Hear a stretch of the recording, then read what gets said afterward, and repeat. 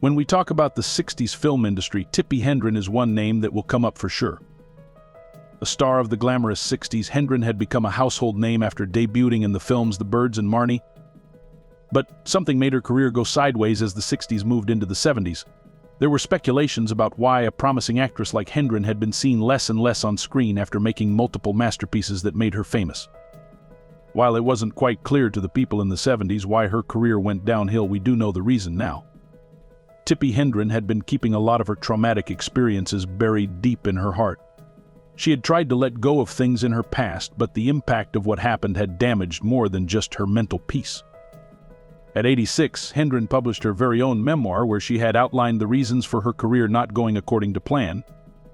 She had been pretty upfront in letting her readers and fans know that it was none other than the director Alfred Hitchcock who ruined her career and caused her to distance herself from Hollywood for a while. Some people haven't been shocked by these revelations because Alfred Hitchcock and his works have been under scrutiny for a while now. While Tippi has been criticized for staying silent about her abusive experience with Hitchcock in the past, her memoir along with Spoto's books shed light on how complex the matter was. It was only through these books, memoirs, and interviews that people now know what caused her initially successful career to plummet and become almost non-existent for years. As we delve deeper into her story, we realize that Tippi had been like a vault of secrets that were only revealed after she was comfortable enough to share her harrowing experiences in the film industry.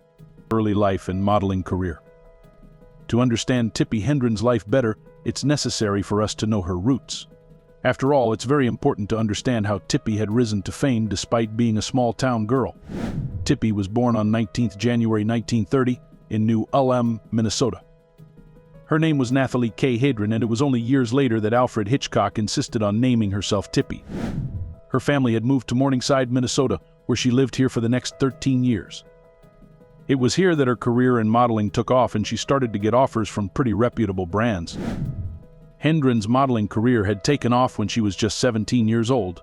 She has been a model for Dayton. Hendren had been content with this career. She eventually gained fame after working with several recognized brands. There had been a rather funny incident in her modeling career when people thought she was much younger than she actually was. In fact, several TV channels and magazines had reported her age to be 5 years younger than she was back then. Tippi had later corrected them and revealed her original birth year to clear confusions. Tippi Hedren had been well settled in her career as a model when she started to receive several offers to act in films.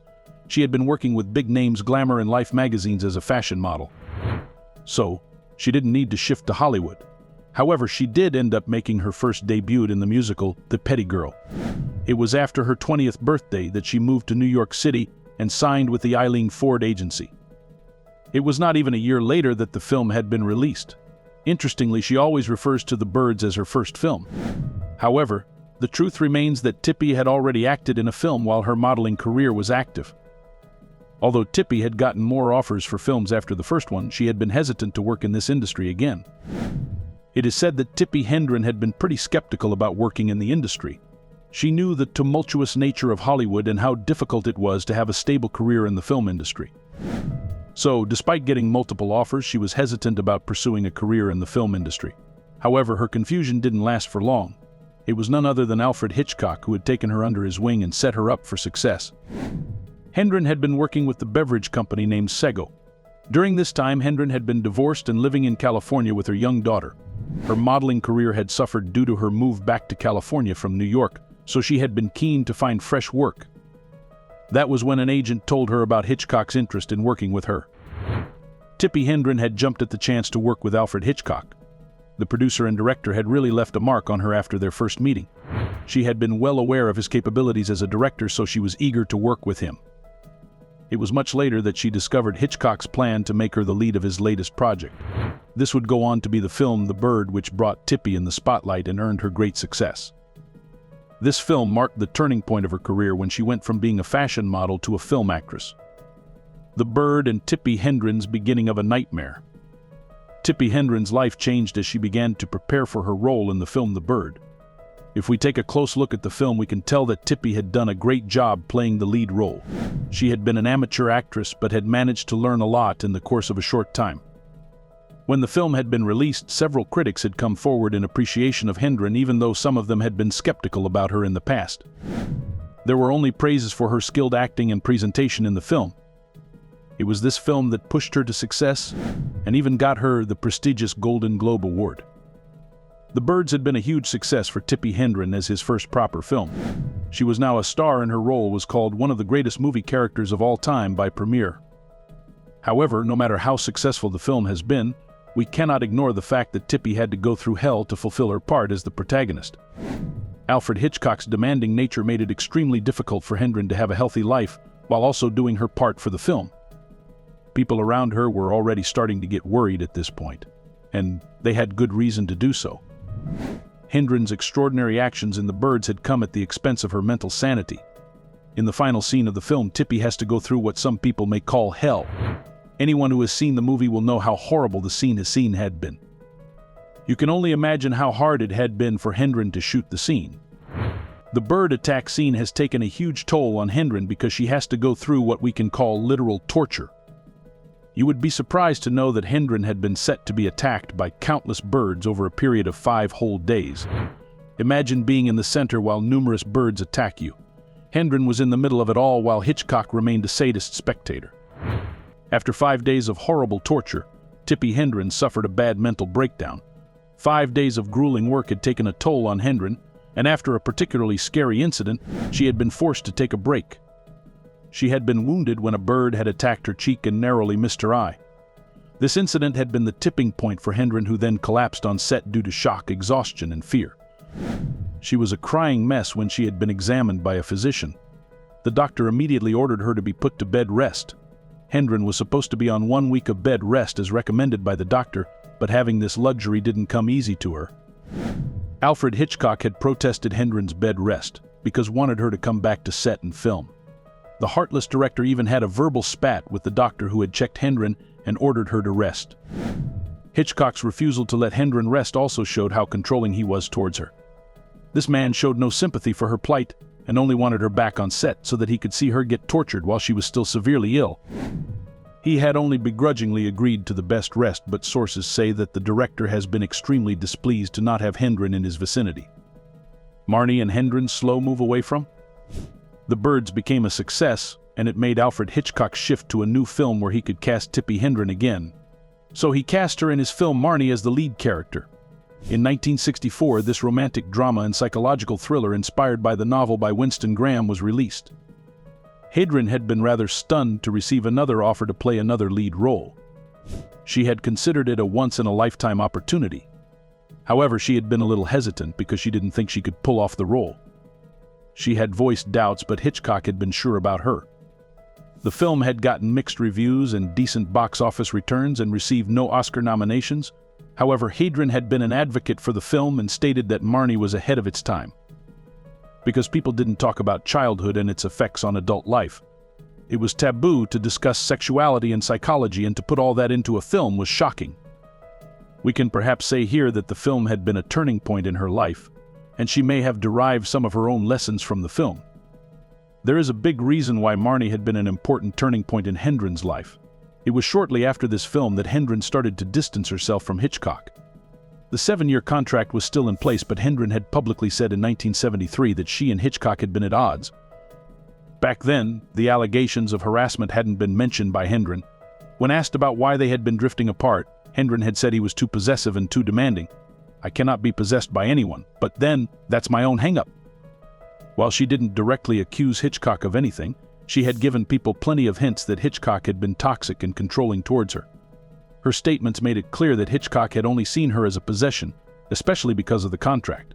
Decline of Tippi's career. After the film Marnie, there had been a steep decline in Tippi Hedren's career. While Marnie did decently at the box office and garnered mixed reviews, Hedren was still popular among the directors and the audience. However, that didn't help Tippi's as much as it should have. In fact, despite her popularity, Tippi had been unable to keep her presence in the film industry. The biggest reason why this happened was because of Alfred Hitchcock. It may seem like a far-fetched theory to blame Hitchcock for what happened to Hedren, but you may be surprised at how real this accusation had been. Tippi had kept her mouth shut for several reasons, but people around her talked and speculated a lot. The press had approached Tippi and asked for her venison of events about why she hadn't moved on to doing more films with Hitchcock. It was then she admitted that the two had drifted apart due to their difference of opinions and lifestyle choices. None of her statements back then has given us a clear picture about what happened between the two and why she hadn't been acting in films despite her star status. The mystery would only be solved years later when she would pour her heart out to an author who would reveal all the secrets about her relationship with Alfred Hitchcock. Spoto's book on Tippi Hedren and Alfred Hitchcock.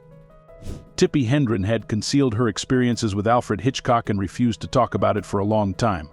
People speculated about what went wrong, but Tippi's silence made things murky. For everyone to know Hitchcock's true face, Tippi needed to speak up and confirm the rumors.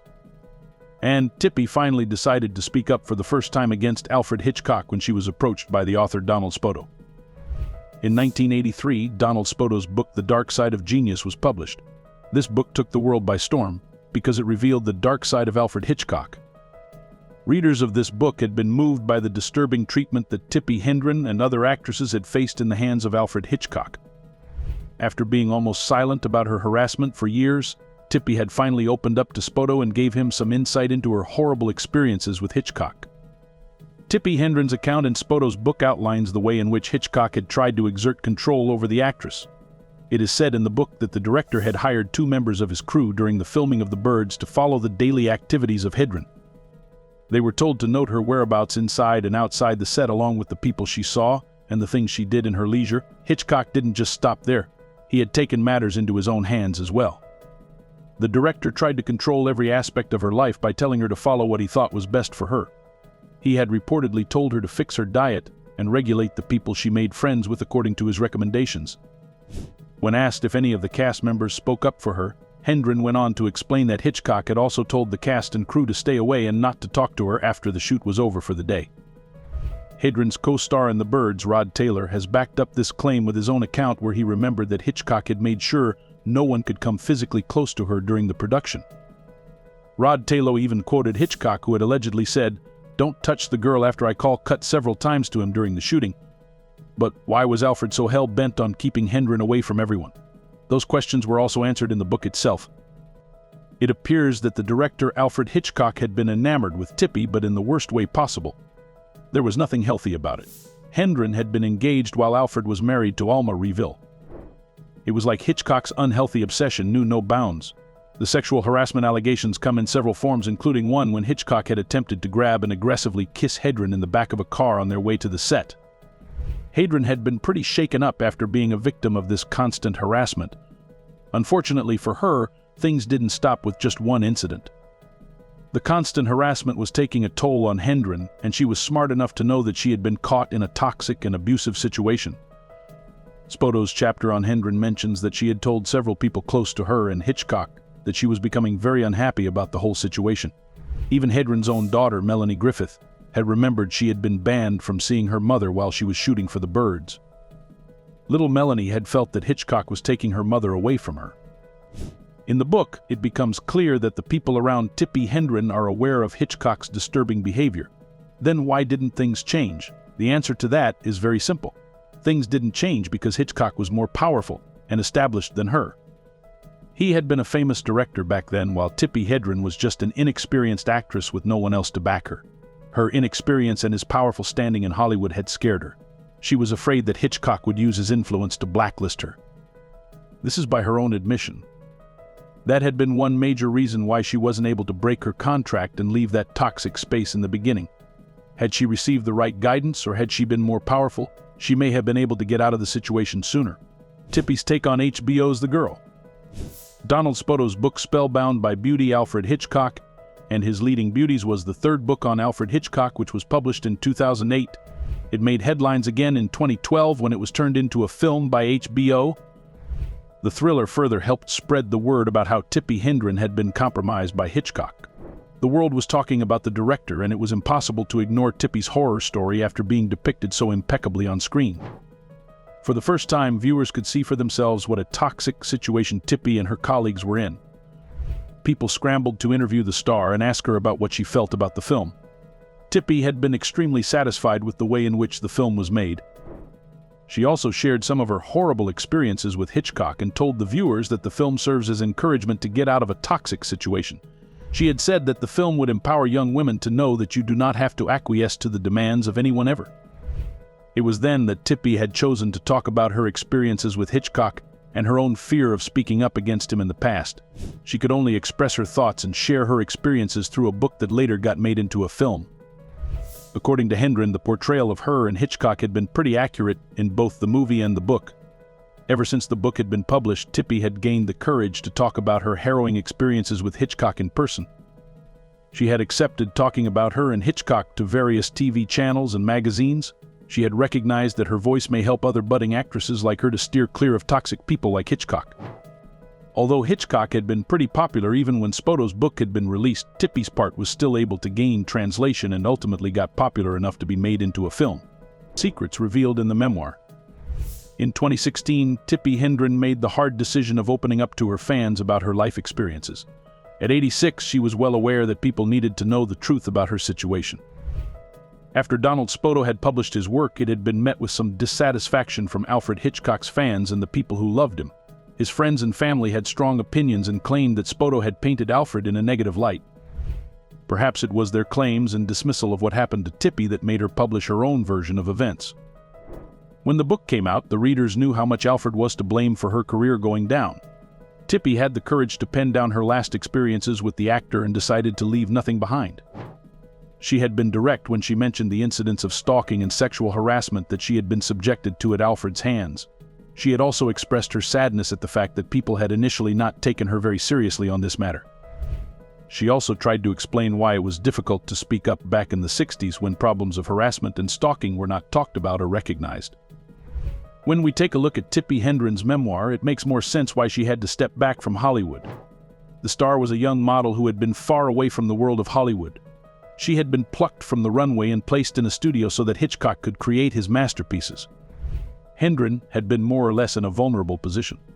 Let's not forget the fact that she had signed a 7-year contract with the notorious director. For a woman who had been pushed to fame by her abuser, running away had been very difficult.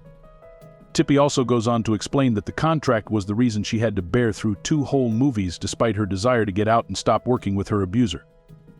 After years of keeping everything inside, Tippi finally explained to her fans what caused her career to plummet. By her own admission, Hitchcock had purposely sabotaged her career due to her refusal to work with him again and adhere to his controlling ways. Tippi had been able to break free from the toxic relationship and understood the need to step away from Hitchcock after Marnie. However, the contact still bound her to him. Hitchcock had used this opportunity to exact his revenge and ruin her career when it was in its prime. He had warned her about it when she had asked to let go of the contract. He has said, "You can't. You have your daughter to support, and your parents are getting older," but he hadn't known that neither her daughter nor her parents wanted her to continue working with Hitchcock. So, as a last resort, he had threatened to ruin her career. When even that didn't stop her, Hitchcock let her go, but he didn't break his promise to get revenge. Tippi Hedren hadn't been stupid enough to believe that no one wanted to work with her after she left Hitchcock.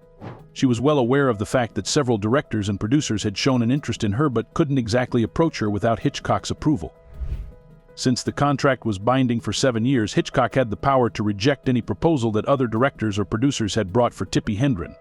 All he had to do was tell them that I was unavailable. That's what Tippi said on this matter. Those crucial years after Marnie had seen Tippi without any films to work on. Slowly, her career declined and she started to lose the popularity she once had after her films The Birds and Marnie. Moving on from the abuse in Tippi's life after Hitchcock. Even though Tippi Hedren hadn't gotten any major roles after her film Marnie, she still went on to feature in a few films. In 1967, a countess from Hong Kong starred Hedren and brought her back to the world of films. Hedren then went on to play some minor roles in the films Tiger by the Tail, Mr. Kingstreet's War, Satan's Harvest, The Herod Experiment, and many more. In 1974, Tippi Hedren took on a major project with her husband Noel Marshall, which later took the form of the film Roar. Hedren was cast in the lead role and her daughter Melanie joined her along with Marshall and his own sons Jerry and John. They tried to rent Hollywood animals for a 9-month shoot, but the animal trainers refused. This major setback happened because no one wanted to rent them 30 or 40 lions because of their natural tendency to fight. As an alternative, the family had been encouraged to start collecting and training animals on their own responsibility. There are a lot of funny and dangerous stories about how the family adjusted to being with over 150 animals, including tigers, cheetahs, and lions. They had to move out to a ranch in Los Angeles to house the animals that they had acquired for the film. While the film itself didn't turn out to be a huge success, it did give Tippi and her family a new purpose. That's how the Roar Foundation came to be in 1983. What started off as a way to take care of the animals after the movie was done, soon developed into a center for wild animals. It is now a pride and joy of the family as they have made it their mission to care for animals. By then, Tippi had been divorced from Marshall and later went on to marry Louise Barrenechea, who she also divorced after a while. Later in life, Tippi went on to play many more parts in films and TV series but didn't get any lead role again. However, she seemed content with how things were. She had even worked with her daughter Melanie in a few more films and is said to be a huge inspiration to her granddaughter Dakota Johnson, who is now a world-renowned actress. Hendren and her family are deeply rooted in charity work and have helped improve the lives of both humans and animals. For the longest time, Tippi only worked to support her foundation and collect money for her charity and rescue works. That's how life went on for her. Present life and Tippi's stance on her past. Tippi Hendren is now in her 90s and living her life as merry as ever. She has become a retired actress and likes to live a more or less low-key life. Sources say that she has been having some trouble with her memory due to being diagnosed with dementia, but otherwise, the star is doing quite well. She is happy being surrounded by her family. It has been years since everything went down with Hitchcock, and some people are still curious about how Tippi feels about Hitchcock now. Although Hendren has been refusing to attend fresh interviews due to her growing dementia, she has made her stance pretty clear in the past. She had reconciled with her past, and although she didn't forgive Hitchcock, she had made her peace with everything. Hendren had also attended Hitchcock's funeral when he had passed away. After everything, Tippi Hedren still maintains that Alfred Hitchcock had been a great teacher to her, and it is because of him that she had risen to fame so fast. While she despises the way he had behaved and is obsessed with her, she says that now she is mature enough to separate the man from the artist, so she has no problem appreciating his talent while also remembering the fact that he wasn't a good man.